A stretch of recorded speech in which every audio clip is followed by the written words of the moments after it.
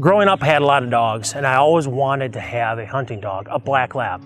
And Lady came into my life, and I was young at the time. I did not have any formal training background besides with my uncles, my grandfather, training labs and Brittany's, but never trained himself. So I had this great dog named Lady. To have a dog and never go through formal training, she turned out to be a fantastic dog. And as she got older, we had to slow down, not so much getting her out there anymore. And Kate came into our lives. And that's where, that unconditional love is replaced by a child. And Kate was around Lady until she was about 4 years old. And it came that time where we had to do the best thing for the dog, and that's to, put her down. And since then, I've had this big void. And I've wanted this dog. Kate's wanted a dog, but I've always wanted a dog to that next level, that Brookstone kennel dog level. And I met a lot of trainers over the past several years and breeders, and I met Josh on a snow goose hunt, and I fell in love with the way he trained, his dog's demeanor, and I made my decision. This is where I eventually was going to get a dog from.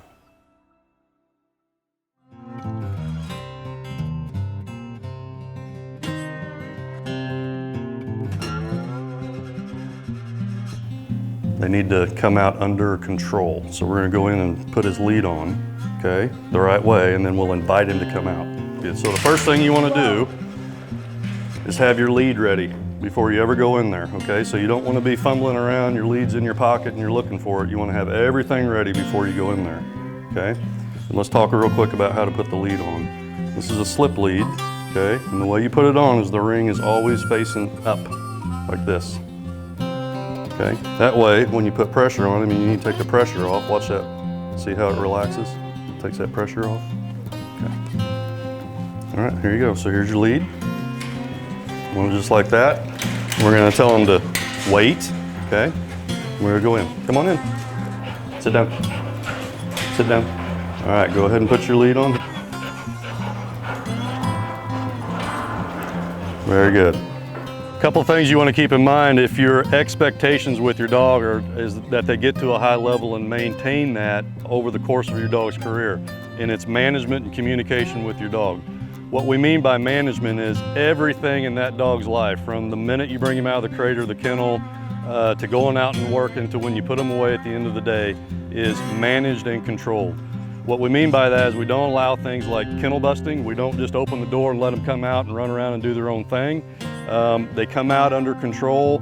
They come out doing what you expect them to do and what you tell them to do.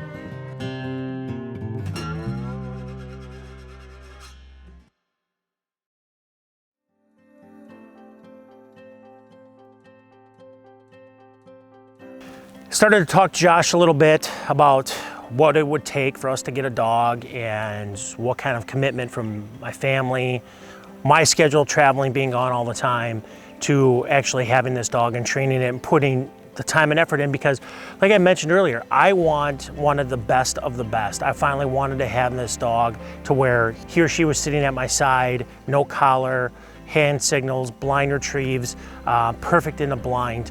And we told Kate we were gonna get a dog from Josh a couple years down the road, 2 years down the road. That's when our family was gonna be ready.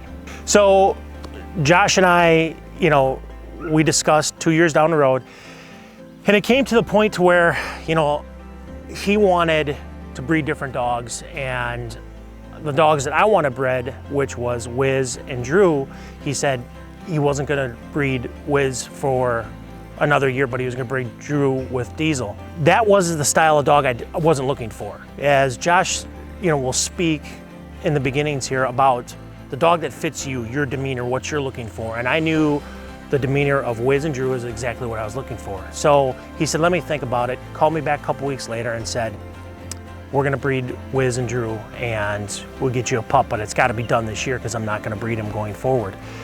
So heavy-hearted, I hung up the phone, sulking, head up the steps, honey. And Debbie looked at me and said, okay. And I just came overwhelmed with emotion. It was like, oh my gosh, I'm finally gonna get this dog.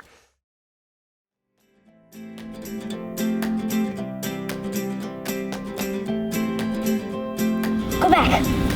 Go back.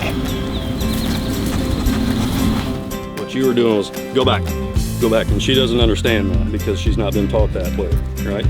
So when you do it, what I want you to do is just crouch down and keep your arm out just like this, don't move it, and then tell her to go back. Go back. Go back.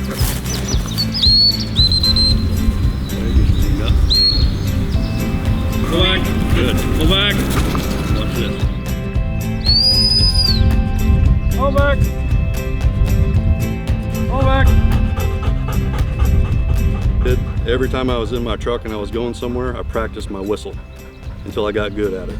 So it's a very important question you just asked. Yes, you have to be good with your whistle. Otherwise, you're not gonna be loud enough, or it's gonna sound wrong to the dog, and then they're gonna get confused. So it's very important that you have the right rhythm and the right tone with your whistle. Excellent question.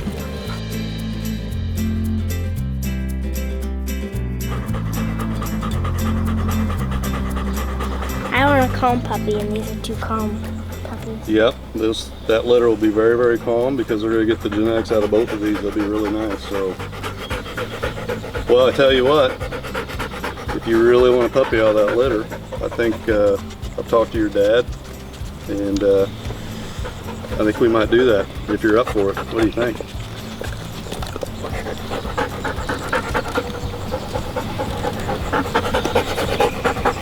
Yeah? Are you sure? So you've worked all these young dogs, and now you've worked Patty, a little bit older dog. You think you're ready to put that kind of work into one? You do? Okay. Well, if you're up for it, I'm gonna help you out, okay? Mm-hmm. I'm gonna help you train your puppy for you, okay? Okay. How's that sound?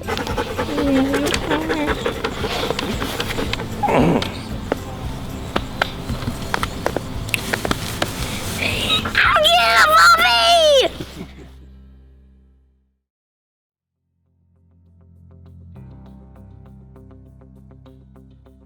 So Wiz and Drew are two classic Labradors that I liked when I got an opportunity to get them. Drew comes out of a very well-known kennel over in England that has been producing outstanding genetics forever, 20, 30 years, something like that.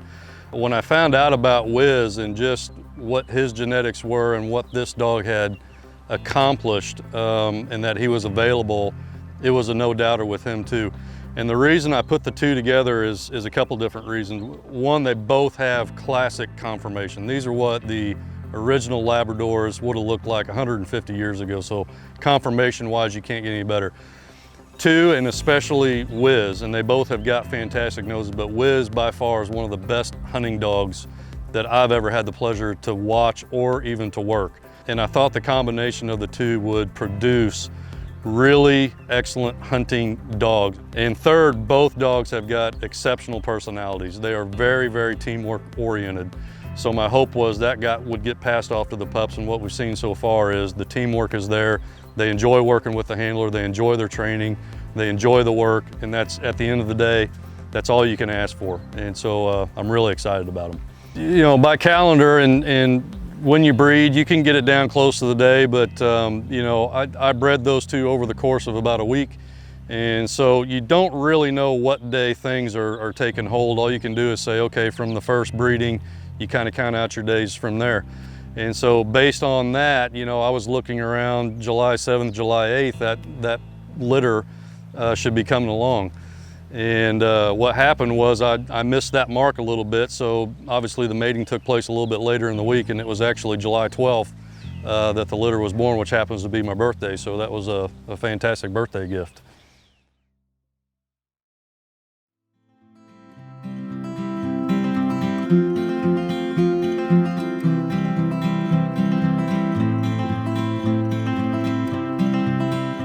There's plenty of good, high quality working dogs out there that are also family companions, but it's all in how you manage that dog in the house, and as long as you've got rules and expectations, you can expect to keep your dog at a high level. Things like, I don't allow my working dogs up on my furniture, so no beds, no couches, no things like that. They should have a defined place in the house where you can put them basically on a place. I like to use my dog cots or a dog bed, anything like that. So where you're in the home and you just don't need the dog under your feet, you can put them on a place and tell them to stay.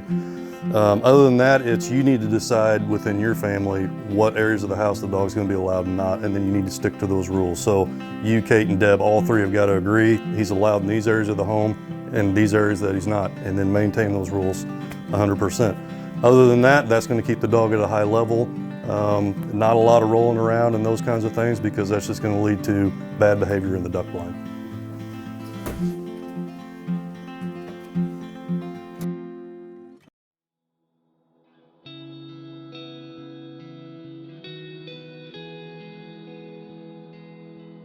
I knew I wanted to name him Henry after my grandfather. Yeah, Grandpa.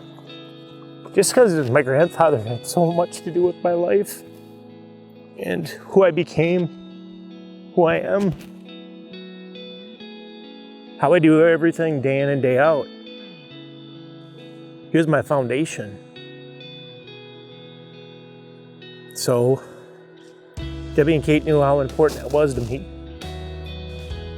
So when we went and decided to do this, Henry was his name. Josh called and said, you know, Drew took and we'll have puppies soon. And we were waiting for that day to come around, and no puppies, no puppies. A couple days go by, no puppies. Josh texts me July 12th. Henry is here. I told Debbie, I said, Henry was born. She looked at me, she goes, you know what today is, right? I said, yeah, it's Grandpa's birthday. So Henry was born on Henry's birthday. You can't write anything better than that. And on top of it is Josh's birthday. And as I was telling Ralph, owner of HEVI-Shot, backstory to all this, I said, do you know what July 12th means? And he goes, well, I know what it means to me, but I don't know what it means to you. I said, well, what does it mean to you, Ralph? He goes, that's the day I met Diane. That's his wife. So this all came together on July 12th, and the significance of it is just remarkable. Absolutely remarkable. Henry was born on my grandfather's birthday, Josh's birthday, and the day the CEO of HEVI-Shot met his wife.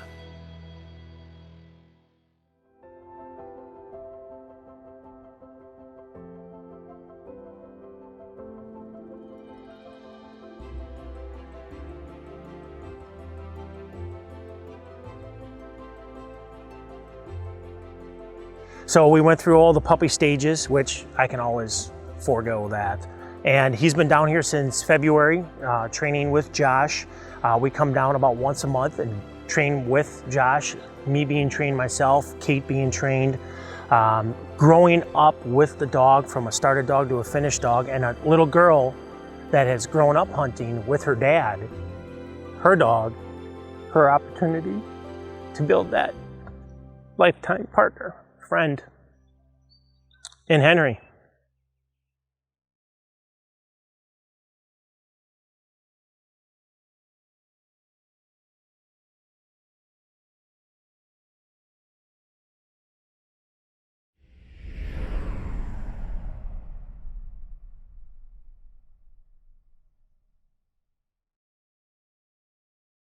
As soon as I could walk, we were feeding dogs, watering dogs, helping to clean out kennels, all those kinds of things. So, you know, I've always had a job to do with them, but with the Labradors, it was coming out of that duck hunt on the Illinois River that day. I told myself, I'm gonna have a Labrador one of these days, and that was the first thing I did as soon as I could buy one.